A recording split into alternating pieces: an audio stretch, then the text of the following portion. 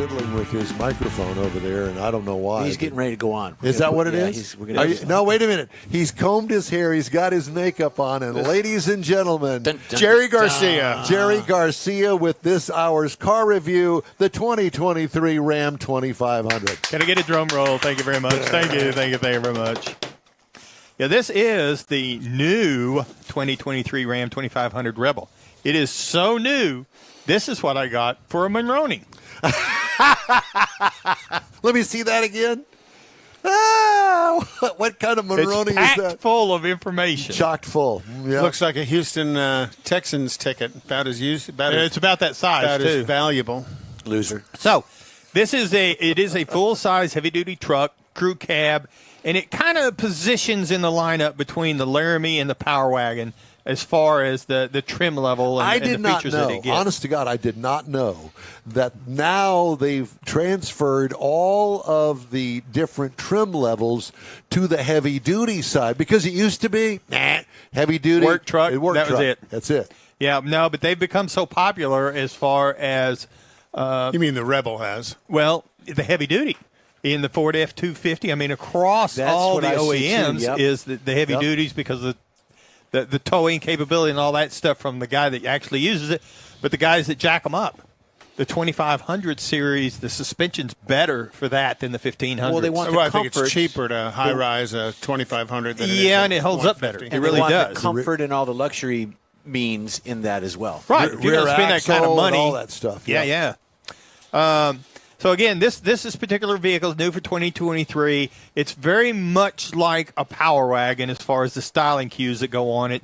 So, but it's got different badging, special badging, a few other things. It's got the Sport Power Hood. It's got LED lighting around it, including inside the bed, and where it's got the cargo tie-downs. We had the trifold tonneau cover that was on it. That's an option. We had the optional Warn wrench that's capable of 12,000 pounds. You said the Warn winch. Warn wrench. Warn. Winch, not winch. Winch. Okay. That'll make the Lilienthals happy. Yeah.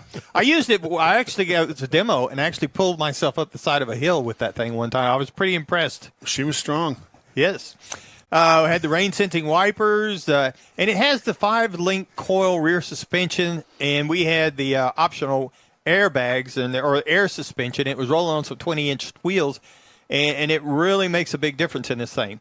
Now, you get into the inside of it. Again, this is a Ram crew cab. It's got 3 different seating layouts in it. You can actually get a bench seat in the front of it. We had the front buckets with the rear fold-up type bench seat in it.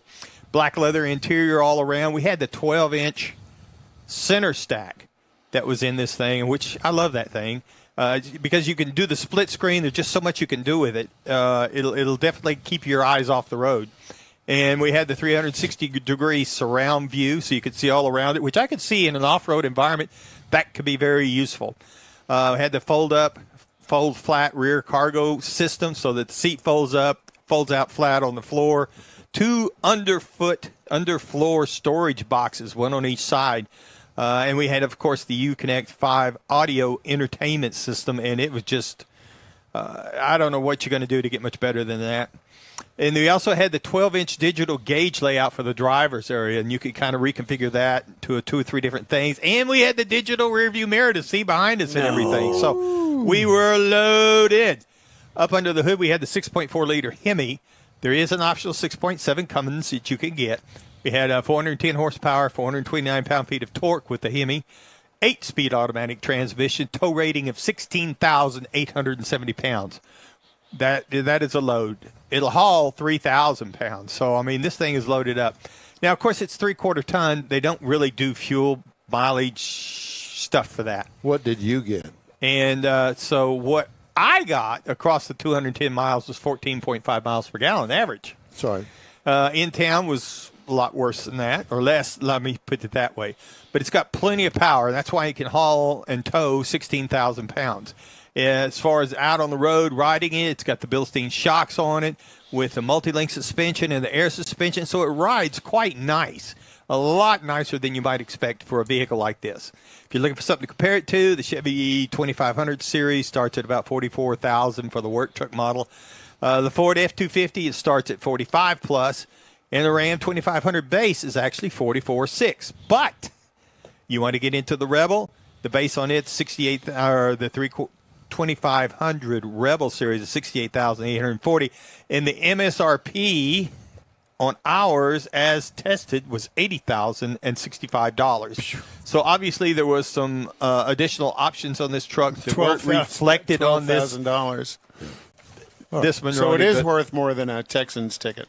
Oh yeah, $12,000 more than a Texans ticket. But it really it was, again, with Ram trucks, it just the thing they can do with the ride because of the suspension and stuff. It's really nice. All right. Well, the In Wheel Time Car Talk Show is available 24/7 through the iHeartRadio app. Just look for the In Wheel Time Car Talk Show. We also stream on Facebook, YouTube, and InWheelTime.com. Podcasts available at your fingertips from your favorite podcast source. In Wheel Time Car Talk Show continues right after this quick break.